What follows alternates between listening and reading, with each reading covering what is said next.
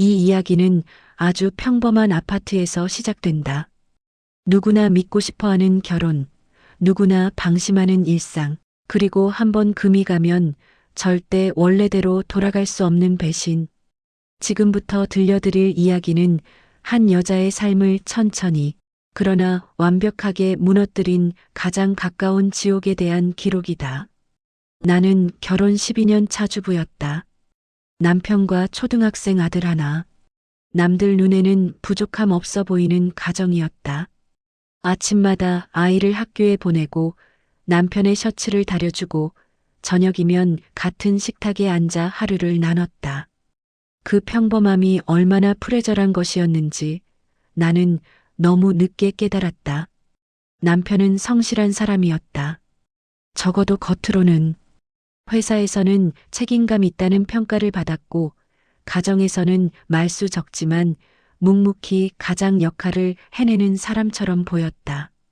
나는 그런 모습에 안심했고 그 안심이 나를 가장 깊은 곳으로 떨어뜨렸다. 모든 것은 아래층의 여대생이 이사 오면서 시작됐다. 처음 그 사실을 알게 된 건 엘리베이터 안이었다. 큰 캐리어를 끌고 서 있던 그녀를 본 남편은 유난히 적극적으로 말을 걸었다. 무거운 짐을 들어주고 동네 마트와 병원, 버스 노선까지 하나하나 설명해 주었다. 나는 그 장면을 보고도 아무 의심을 하지 않았다. 오히려 친절한 남편이 자랑스럽다고 생각했다. 그날 이후 남편의 입에서 아래층 이야기가 자주 나왔다.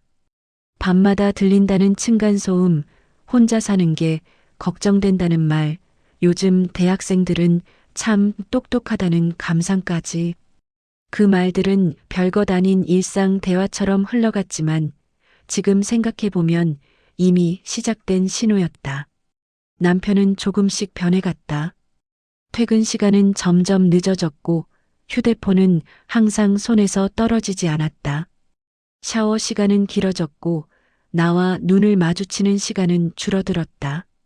나는 그 변화를 느끼면서도 스스로를 탓했다. 내가 예민해진 건 아닐까? 내가 괜히 의심하는 건 아닐까? 아내가 남편을 의심하는 순간 가정은 이미 끝난 것이라고 믿었기 때문이다.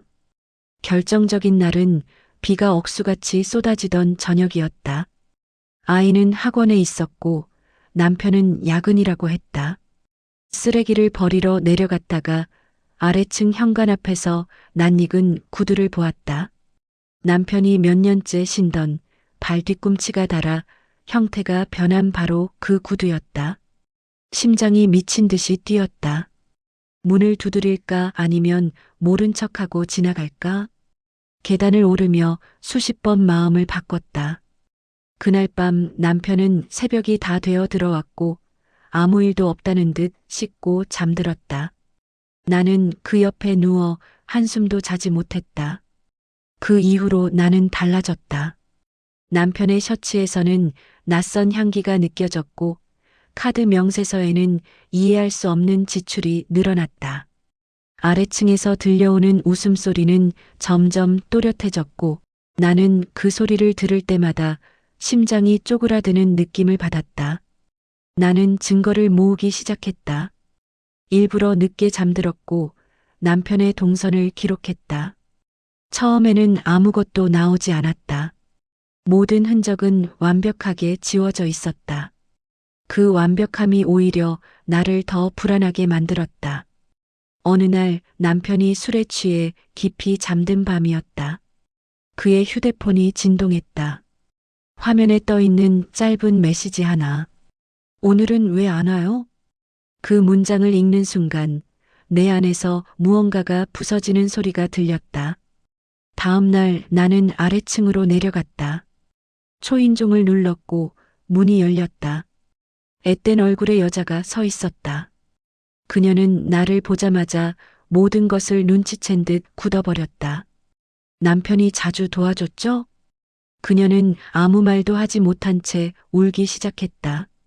그 눈물은 죄책감처럼 보였지만 나는 그 안에서 계산된 연기를 느꼈다. 집으로 돌아온 나는 처음으로 남편을 추궁했다. 그는 처음엔 부정했고, 다음엔 화를 냈고, 결국 무너졌다. 외로웠다. 실수였다. 사랑은 아니었다. 너무도 익숙한 변명들이었다. 나는 그 말들을 들으며 이 사람이 정말 내가 알던 남편이 맞는지 의심하기 시작했다. 하지만 진짜 지옥은 그 다음부터였다. 아래층 여대생은 피해자인 척했다. 순진한 척, 죄책감에 괴로운 척했다. 그러나 시간이 지날수록 그녀의 말 사이사이에서 묘한 우월감이 느껴졌다. 그녀는 내가 집을 비우는 시간, 남편의 귀가 시간, 심지어 우리 부부싸움이 있었던 날까지 알고 있었다. 며칠 뒤 그녀에게서 먼저 연락이 왔다. 아주머니, 잠깐만 이야기할 수 있을까요? 카페에서 만난 그녀는 울면서 말했다. 자신은 사랑받고 싶었을 뿐이라고, 아저씨가 먼저 다가왔다고. 하지만 그 말 끝마다 나를 시험하는 눈빛이 스쳤다. 아저씨가 저한테는 아주머니랑 다르게 대해줬어요. 그 말은 내 심장을 정확히 겨눴다. 남편은 점점 더 비겁해졌다. 두 여자 사이를 오가며 다른 말을 했다. 나에게는 끝났다고 말하면서도 그녀에게는 책임지겠다고 속삭였다. 그는 상황을 조종하며 스스로를 피해자로 만들었다. 두 여자가 자신 때문에 싸우는 모습을 보며 그는 묘한 우월감마저 느끼고 있었다. 나는 그제야 깨달았다. 이건 단순한 불륜이 아니라 내가 철저히 이용당하고 있다는 사실을. 그날 이후 나는 울지 않았다. 대신 준비했다. 나는 철저하게 기록했다. 문자 메시지, 통화 녹음, 카드 사용 내역, 아파트 CCTV 영상까지 모았다. 그리고 일부러 아무 일 없는 척했다. 남편에게 웃어주고 밥을 차려주며 가장 평온한 얼굴로 지옥을 설계했다. 아래층 여대생에게도 접근했다. 그녀가 듣고 싶어하는 말을 해주었다. 이해한다. 당신도 피해자다. 어른이 책임져야 한다. 그녀는 점점 경계를 풀었고 자신이 얼마나 치밀하게 이 관계를 유지해 왔는지를 스스로 드러냈다. 녹음기는 항상 켜져 있었다. 결정적인 날 나는 모든 자료를 하나로 정리했다. 그리고 남편의 회사, 그의 부모, 형제들, 그리고 그녀가 다니는 학교에 동시에 보냈다. 누구에게도 사전 경고는 하지 않았다. 그날 이후 모든 것이 무너졌다. 남편은 직장에서 해고당했고 가족에게서 철저히 외면당했다. 그는 나에게 전화를 걸어 울부짖었다. 한 번만 용서해달라고, 아이를 생각해달라고. 하지만 이미 너무 늦었다. 아래층 여대생은 학교에서 소문이 퍼졌고 결국 휴학계를 냈다. 그녀는 나에게 전화를 걸어 소리쳤다. 왜 이렇게까지 하셨어요? 나는 차분하게 대답했다. 당신이 시작한 일이에요. 집은 텅 비었다. 아이와 나는 작은 전셋집으로 이사했다. 불안했지만 처음으로 숨이 쉬어지는 느낌이었다. 밤에 들리던 웃음소리도 의심도 공포도 더 이상 없었다.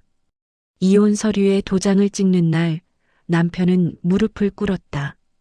다시 시작하면 안 될까? 나는 고개를 저었다. 사랑은 배신 이후에 다시 시작될 수 없다는 걸 나는 너무 깊이 배웠다. 지금도 가끔 아파트 복도를 떠올린다. 엘리베이터, 계단, 그리고 아래층 현관 앞에 그 구두. 그 평범한 공간이 한 사람의 인생을 어떻게 망가뜨릴 수 있는지 나는 그곳에서 배웠다.